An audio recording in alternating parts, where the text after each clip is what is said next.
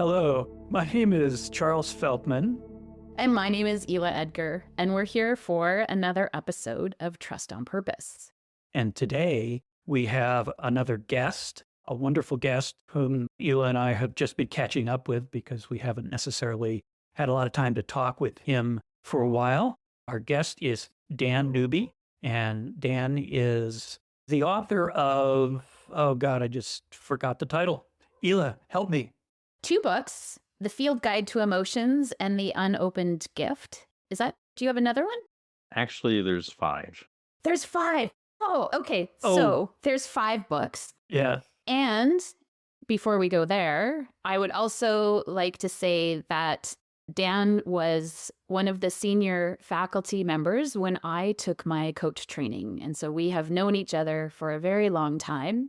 And I think when I reflect on where and how I learned the most about emotions, you by far, head and shoulders, have been such an incredible guide and teacher and sharer of knowledge and wisdom. So thank you for all that you have done for me in my life and understanding emotions. And now I spread your stuff everywhere. You have a fan club everywhere I go because I'm such a fan. Thank you, Ila. I'm delighted. And I, for my part, will say that I've known Dan for, well, probably longer, maybe even than you, Ila, because, well, he was involved with that same coach training program when I was as a program coach and eventually became CEO of that organization. And so I worked for him, which was a lot of fun. Yeah. So it's a real pleasure to get to hang out with you a little bit, have a conversation about emotion and trust. I'm delighted. And it's a pleasure to see you both again and to be in this conversation. Ila, why don't you kind of start us off here? I think as we were brainstorming and talking about different guests, because we definitely love having guests on our podcast, you and I spend quite a bit of time around the framework and the application of framework. And the other dimension that we talk a little bit about, but I really wanted Dan here as the guest to talk about what's the emotion of trust. And in our conversation before the conversation, Dan had shared some different ways that we could unpack how different emotions help reveal or generate trust, how there might be, and actually I don't want to say this part because I don't want to take it away from you, a few different categories. I think how you approach this is great. So let's just dive in. Okay. Yeah, probably. Well, the first thing I would say is that anytime we want to take a look at a range of emotions, one of the most helpful things is to rethink how many emotions there actually are, how many emotions humans experience, because many of us have seen emotion wheels, or we've heard there are 6 or 8 core emotions. And I think those are fine as an approach, but I think they lack the richness of the whole domain of emotions. And just out of curiosity, I went one day to ChatGPT, our source for all things artificially intelligent, and I asked it, I said, how many emotions do humans have?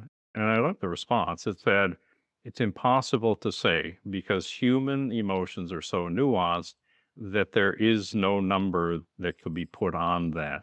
And I thought that's really lovely because what it tells us is that although we can identify 200 or 300 emotions probably without too much trouble, is that, wow, we live with a palette of emotions. So I think the territory is incredibly rich. So when I think about anything these days, I generally look at it through this lens of emotions and what, the root of the emotion, what the emotion means, how it helps us, its purpose, what it's telling us. And so as I prepared for this conversation, because we're looking at trust, I thought, well, okay, so there are certain emotions that probably help us either show that we do have a high level of trust or that help us generate trust. So you might think of that on the positive side, but it has to do with more trust or increasing trust or high level of trust. And then I thought, well, actually there are emotions too that show us that, and here's the word you were waiting for, a shaky assessment of trust. I love it. Is that, well, we're not so sure, Yeah. right? Well, maybe we do. It's not that we distrust, or it's not that our trust is low, but we're unsure about it. Mhm. And the other category is the emotions that either reveal distrust or a very low level of trust, or that they themselves diminish trust. And I think if we understand these and if we look through this lens of emotions, for instance, with our team and without judgment, and we just notice that somebody in that team lives in the emotion of entitlement, which means they think the world owes them. And so they're waiting to receive. And when they don't receive, then they're unhappy. But entitlement, for me, is one of those that it reveals a lack of trust or low trust, but also it tends to diminish trust because the person who feels entitled is always looking for the things that they haven't received. We're not dealing with somebody who is really looking at, facts or what is or agreements, but is really caught up in this idea of, the world owes me. And so I'm just going to keep checking to see that my glass is filling up because that's what I expect in life. And I think that those people will not feel trust in a system or a leader or the world because often they're not getting Mm. as much as they think they should be getting. Mm. So that's an example. And on the other side, there's some that I think are great indicators of trust, and some, like I said, in this shaky zone where we may not even be moving one direction or another, but the trust is just not very solid. So could you give us an example or a couple of examples of emotions in those two categories? Those that generate or reveal trust, and then those that generate or rather reveal kind of trust that's questionable, It's shaky. shaky. Yeah, shaky, Yeah. shaky trust. It's interesting that in the trust model that I think the three of us use is that one of the components is an emotion. Sincerity, for me, is an emotion.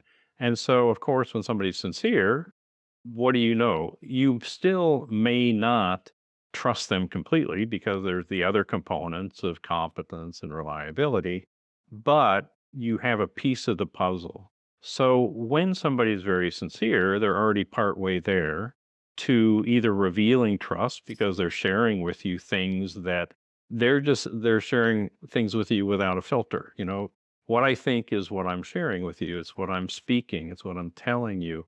And so there's no hidden agenda. And I think that that is a really powerful emotion because if you think about it, what if somebody, whether intentionally or not, is insincere and lacks the ability to speak in an unfiltered way about what they're thinking? Well, we tend to then move into one of those emotions in the shaky zone, which Mhm. could be skepticism. Let's say, well, I just don't know if this person is really telling me what they think and believe or not. So insincerity could be in that Mhm. shaky zone as well. And insincerity is interesting to me because I've known people, I've coached people who are very sincere about being sincere, but they're not competent to be sincere. Meaning they think they're sincere or they want to be sincere and they're sincere about that, but they don't have the ability to simply say what they're thinking. It's not the case in my experience that everybody is capable of sincerity because some people have had experiences where it was dangerous for them to be sincere.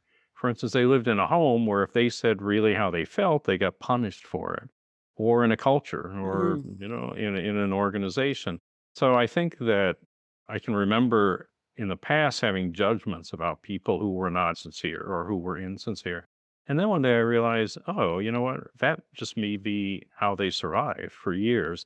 But still, it has an impact on Yeah. trust, no matter whether it's intentional or Yeah. unintentional. Oh, this is juicy. So this has me thinking about a current team that I'm working with, that there is definitely stuff happening under the table that they are currently unwilling to put on top of the table to talk about. Hmm. And I can feel it. There is this level of not being completely transparent. And so I think, that ties possibly to some psychological safety. It could also be past experience where it wasn't safe for me to reveal there were unintended consequences that were not pleasant. And so I'm not going to do that again. But, yeah, you're, Mhm. pointing to whether it's intentional or unintentional, there is an impact to the collaboration and the ease and flow of the relationship. Mhm.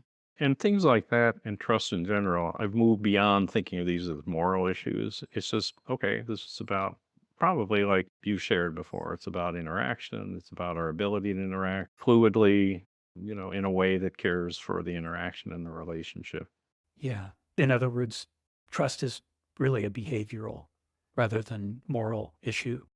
Yeah, I always think of it as a risk assessment tool. And I think that's what those people on your team are doing. They're saying, ooh, feels a little risky to Yeah. me to say what I really think, because even though the leader is saying, yeah, yeah, yeah, you can say anything you want, it's not going to be used against you.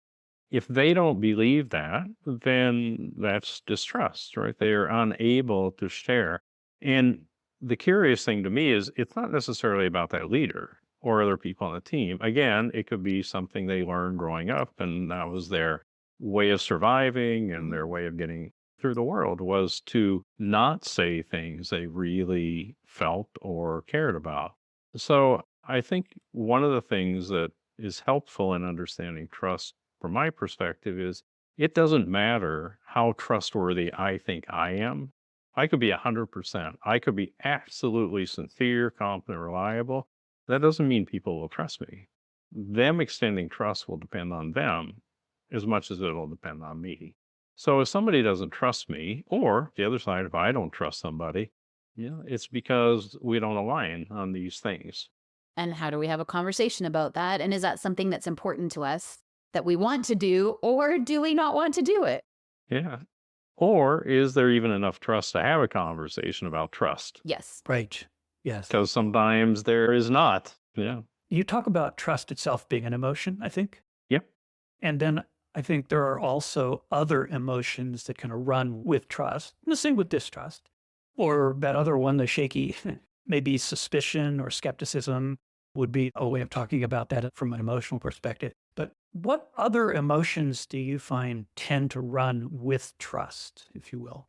Okay. Yeah, lovely. Well, when people are talking about themselves, do they trust themselves? They often use the word confidence. Mm. Yeah. Am I confident in my abilities? Am I confident in my knowledge? And so for me, confidence is related to trust. And this is a piece that's interesting to me about the etymology of emotions, the root where they come from, because trust comes from a Northern European language, Anglo-Saxon or Old English, but confidence comes from Latin. So what's interesting is they both address the same aspect of us as human beings, and they're very similar for that reason, I think, because they come from different linguistic roots. So many people do align or sometimes say that confidence and trust are synonyms. But when I'm working with people, one of the emotions that they don't tend to think about when they talk about trust is the emotion I call faith. Mm. And I think faith can be a religious concept, obviously, but I think of faith as an emotion, and as an emotion, what my story is, what my belief is, what I say to myself is, I choose to believe even without evidence. So I don't have any evidence that this is the case or this is true, but I still choose to believe it. And so faith for me is different than trust, because trust is based on things like your history of reliability and a measure or assessment of your competence.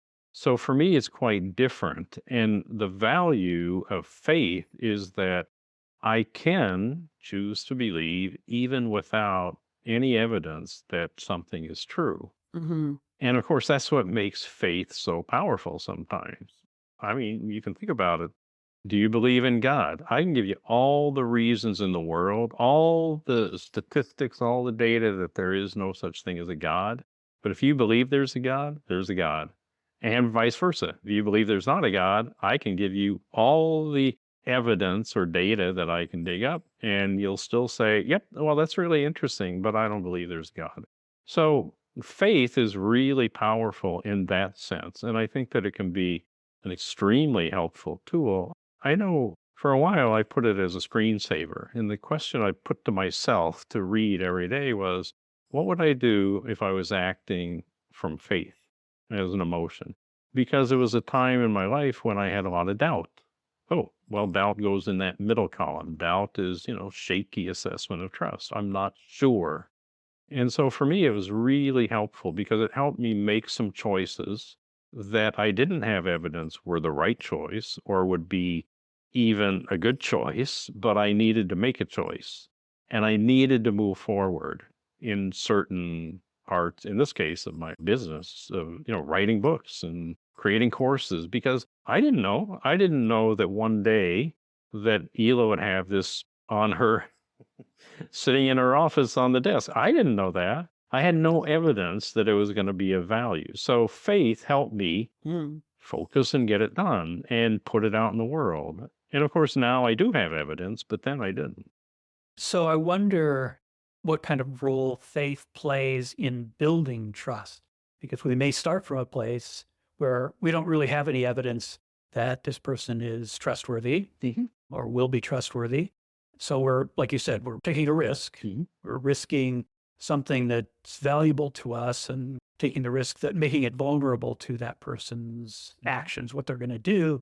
So having faith that they will treat what we value well can get us to the point where we have evidence or not. But yeah, okay. Yeah. No, I think it's a lovely speculation. Let's imagine that Ela and I are in a plane together. We're flying somewhere, small plane. The pilot passes out. Ela says to me, "Don't worry, Dan, I can land this plane. I got this thing." Well, really, what's going to drive me to support her to land the plane is faith. It's not trust, because I might trust her in lots of other domains, but she never landed a plane I was on before. But faith is exactly that. I would say, I don't have any evidence that you can do this, but I choose to believe you can. But exactly what you said. In the end, it will reveal whether trust was wise or not. Because if she lands the plane and we get done and we can go have a coffee together, fantastic. If the plane crashes, then I'll realize, well, that wasn't the best belief in the world, right? Right. But it did come from faith, right? I didn't have any evidence, but I still chose to believe.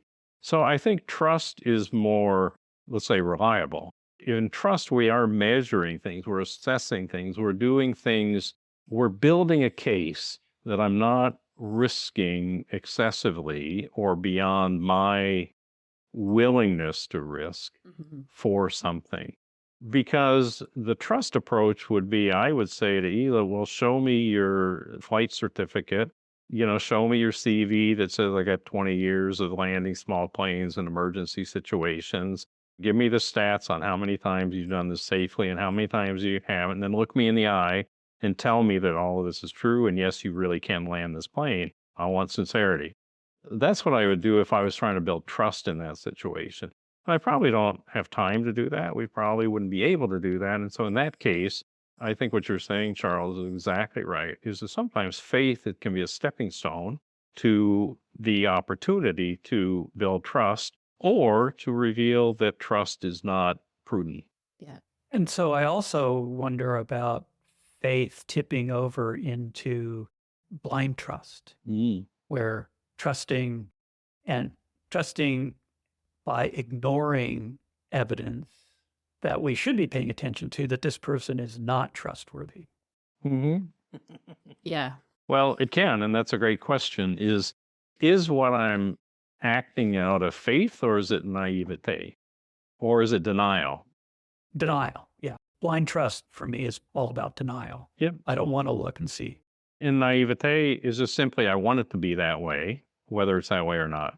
So if life was perfect, that's the way it would be, and I'm going to believe it's that way. I'm going to be Pollyanna in this case. So I think that these are all really related in some way to the emotion of trust. So one of the things that I tend to talk about with people and ask about is, including emotions of trust, what runs with it seem to be emotions like generosity, what we might tend to think of as positive emotions that run with trust, if you will, that if I trust you, those emotions show up. I want to be generous towards you. I want to be Kindness. kindness. Yeah, I want to be kind. Yes. Yeah. I think gratitude could go in that bucket. Mhm. Certainly care Mhm. could be in that bucket. Compassion. Yeah. And I think they're self-reinforcing. When there's trust and those other emotions show up, it reinforces the trust that's getting built or has been built. But I'm curious about that. What's your thought on that?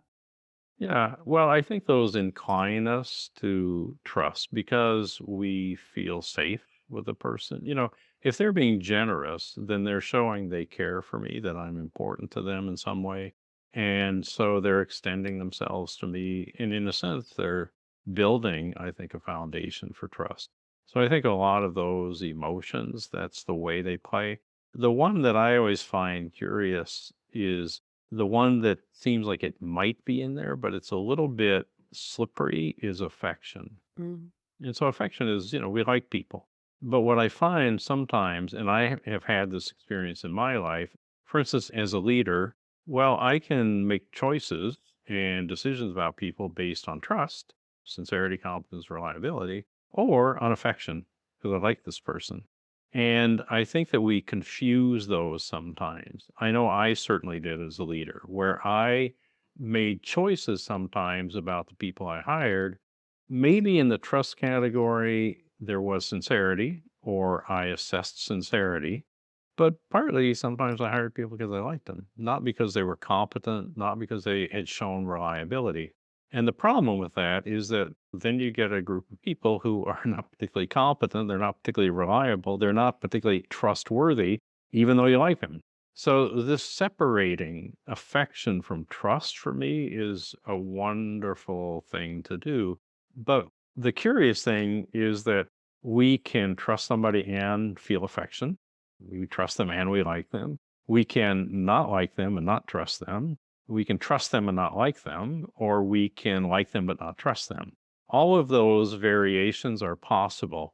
And like you always share, in domains. So one of the examples I think about sometimes is, well, I love Lucy. Could be a TV show, right? I love my wife. She's great. I have great affection for her. Super. And in general, I do trust her. I believe she's sincere, competent, and reliable, except when we agree we're going to leave the house at 7, she is not trustworthy. Meaning, she's sincere that she's going to be ready at 7, but she seems incapable of being ready at 7. And she has a horrendous history of reliability. It's not a secret. I mean, she knows this and we joke about it. So it's an open conversation between us. And she always teases me because at 7, I'm standing by the door is open, I have my keys in my hand, I'm ready to go. And she's like, yeah. But here's the interesting thing is it doesn't diminish my affection for her that she's not trustworthy in that domain. It doesn't. It just means I shouldn't depend on her being ready at 7.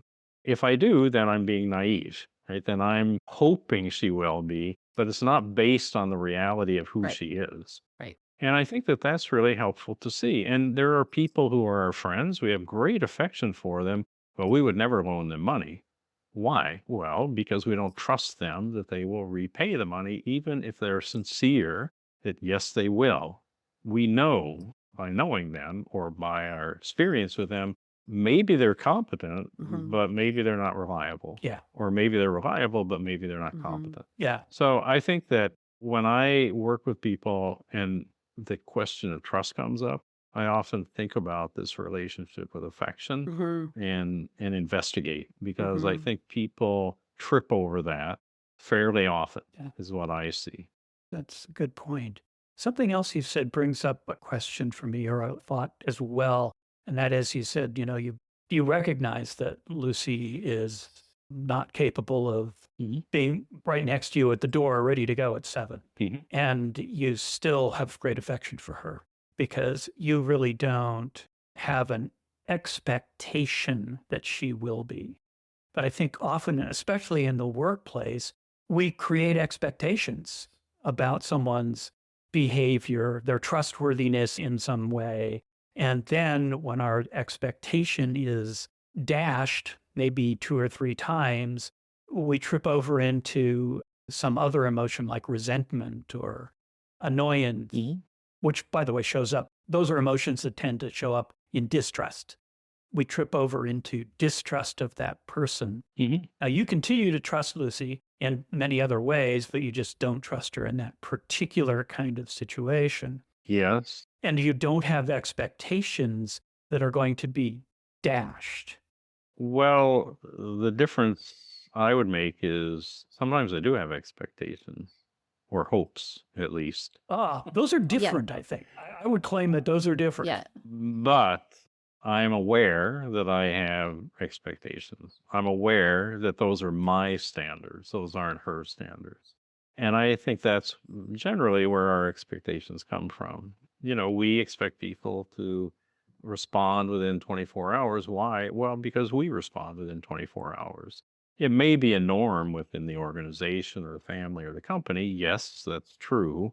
But we also probably have this personal expectation based on our standards. Yeah. So I think that is a big piece too, because if my expectation is 24 hours and you don't respond, then what does that tell me? Well, either you weren't sincere, you're not competent, not reliable. But if my expectation was 72 hours and you respond in 48 hours, I'd go, look, sincere, competent, reliable. I trust this person.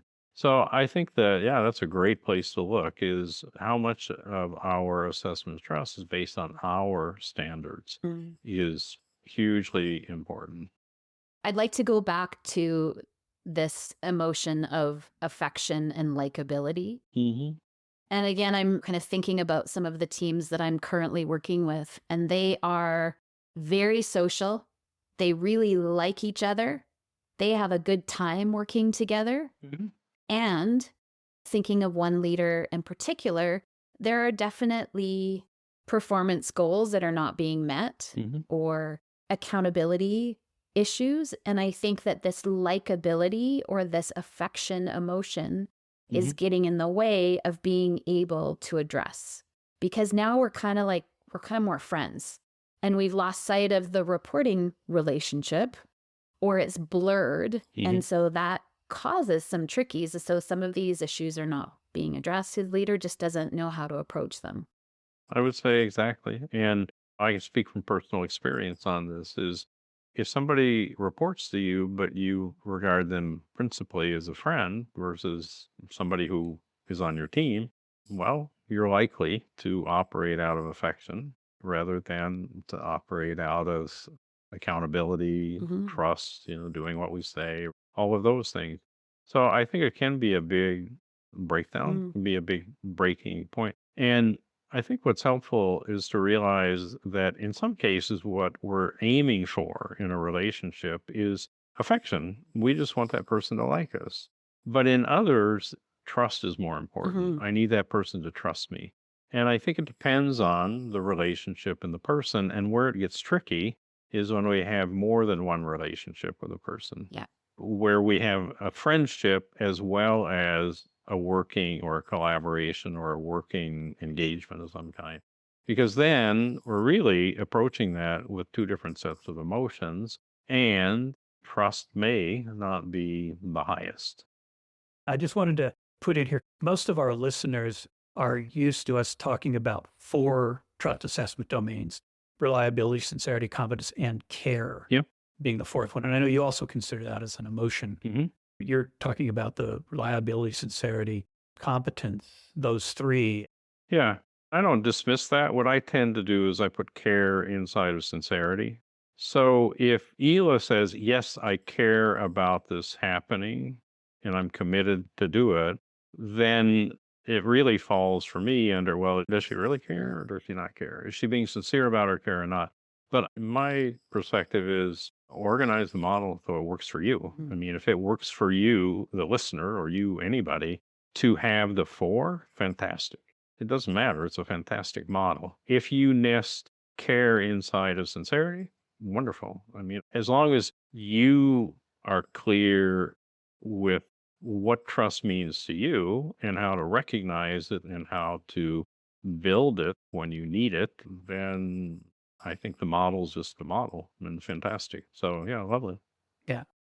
Can we go into some of the emotions around the, I'm saying now, shady, slippery, Mhm. sketchy, and also emotions that may show up around the distrust? What does that look like? Okay, so here's some of the ones I had for the shaky Yeah. assessment of trust. But I think it's important to say it's not bad to have a shaky assessment of No, trust. That's nope, okay. not at all. It's Yep. just telling me that I'm not 100% sure, that Hmm. there's still some questions here. So I think suspicion is one.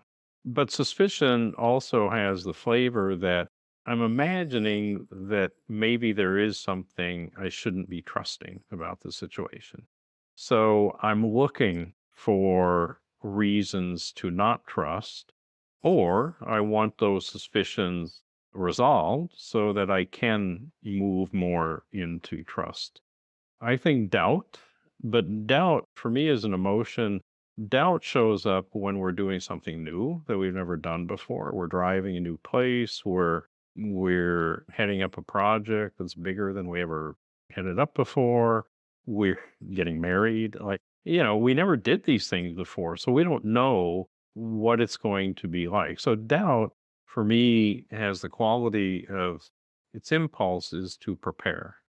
And I think that's great because if I prepare, a couple of things can happen. I can feel greater trust or confidence in me, but also there's less unknowns out there in what I'm doing.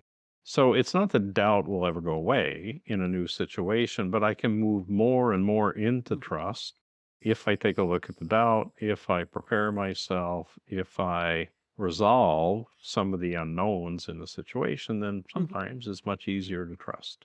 So this is why having a conversation with somebody who you're not 100% sure what they meant by something is so helpful, because then if you're clear and you believe they're sincere, then okay, then you'll move into trust. Right? So the doubt can be very helpful in that. Ambivalence is another one Mm. because ambivalence to me means, well, there's two things I care about, but I'm not sure which direction to go. And ambivalence can be about two things I care about that both have negative consequences, or two things I care about that might both have positive consequences, in my opinion.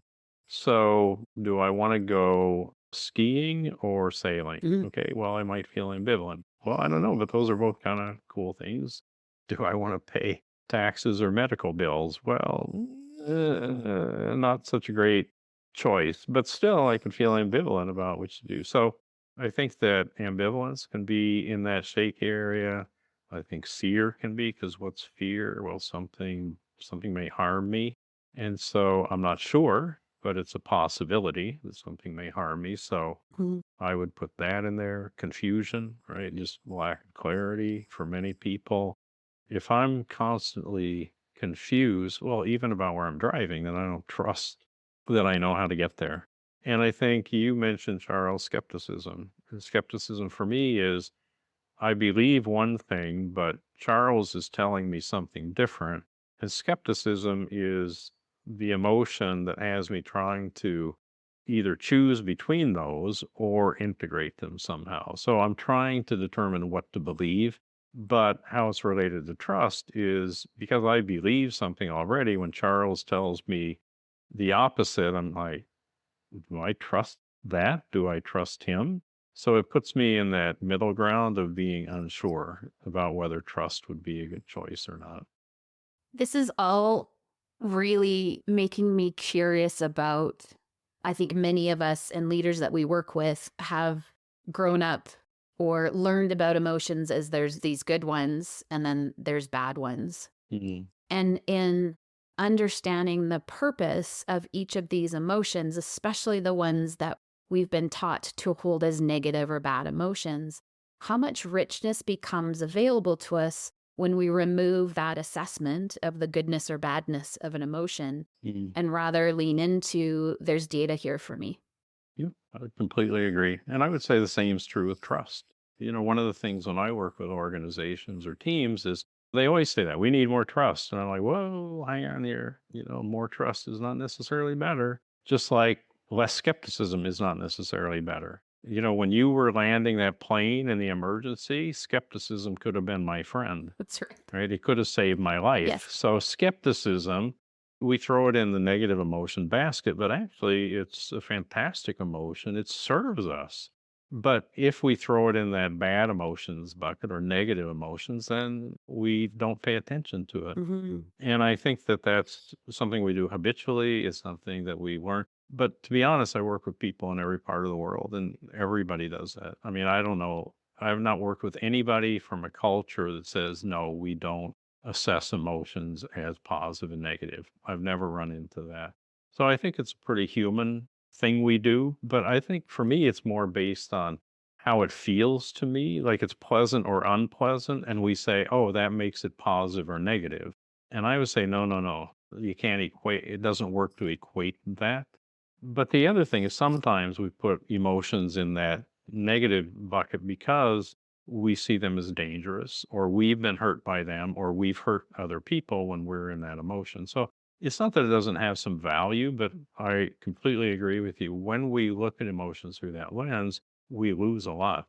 And if we can just set that aside, at least for a moment, we can see emotions, their value, their purpose, their data much more clearly. I was teaching online the last couple of mornings with a group of leaders from an organization doing an intro to leader as coach or a coach approach.